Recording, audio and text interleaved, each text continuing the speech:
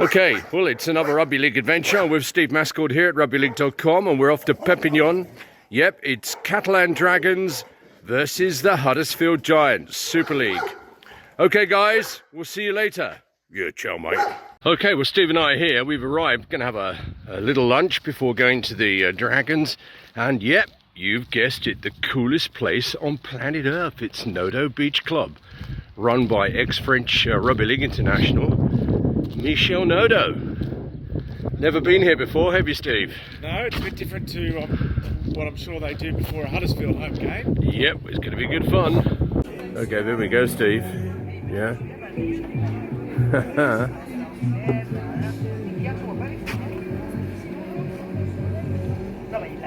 It's so hot here always.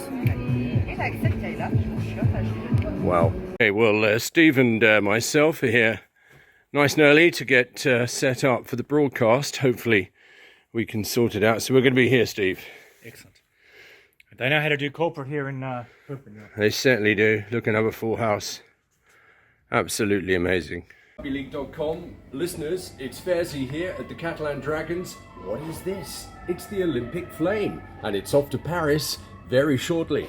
Yep, and it's here today at the Catalan Dragons. So, from rugbyleague.com, it's Paul Fairs saying, yeah, I've got the Olympic Flame. Ciao, ciao. Okay, we're at the Dragons today for the Huddersfield game, and Steve is busy preparing for the outside broadcast. Hopefully it won't go wrong.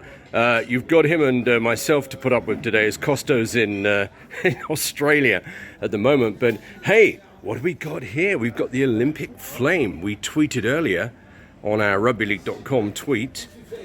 Absolutely fantastic. Le Torche Olympique de Paris 2024. There we go. Going to be a great day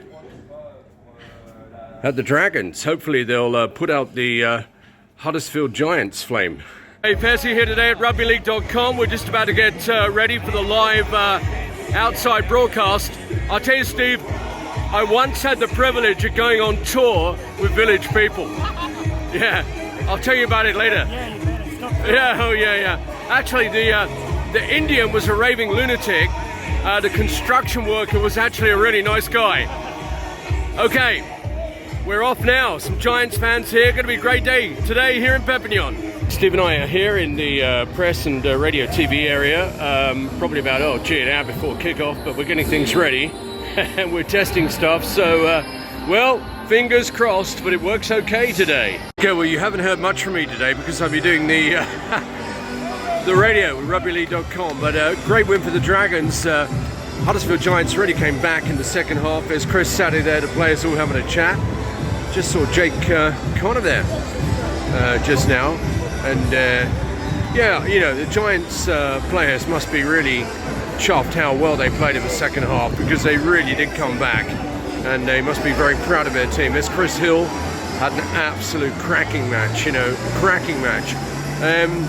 They'd be disappointed, but after 22-0 in the first half, they'll be very, very happy with their performance. There's Sam Tompkins there, and Channy.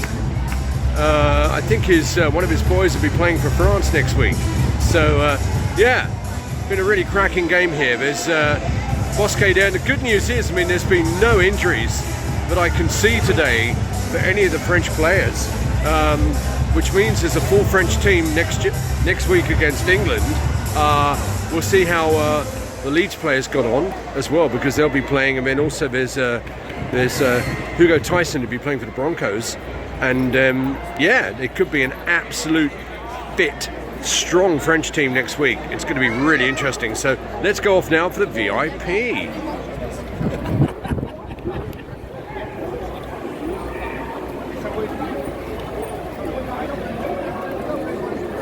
Hey, Steve just arrived for the press conference. Dave, what's your opinion of the game today? What do you think? It's a game of two halves. They didn't score a point, the Dragons, in the second half. So, yeah, they just didn't have the ball. In the first half, it was all Dragons. I don't know if it was the French players that, thinking about the international next week, dropped off a little bit. But, it was a good game in the end. It was quite an enjoyable game to watch, actually. I tell you what, though, Dave, my throat is so sore after calling that match with Steve Mascord. Yeah, well, that's the first, isn't it? Right, okay. We're just going to wait for Steve to come back and have a little word with him. Hey, Steve, done a great job. How was the press conference, mate? I'm glad I didn't have to write a story out of the ball because there wasn't any angles about it. But Steve McNamara said that we showed today how good we can be and how bad we can be. He also said that he didn't think he was always confident in his head. He backed down the head, but he always thought they hold on. And Ian Watson just talked about players making mistakes and they can make mistakes. That's it really. There was no real news out of the press conference. Okay, anyway, we did it. Well done, mate. It was it's an historic moment. It was pretty ropey. We were holding a little apple here, bud, in between us, and at first it was difficult to even see who'd scored tries. We weren't really in the zone until we were a bit like Huddersfield. I think we kind of improved. I'll tell you what, the number system, bring back 1 to 13, Steve. Honestly, it's bad.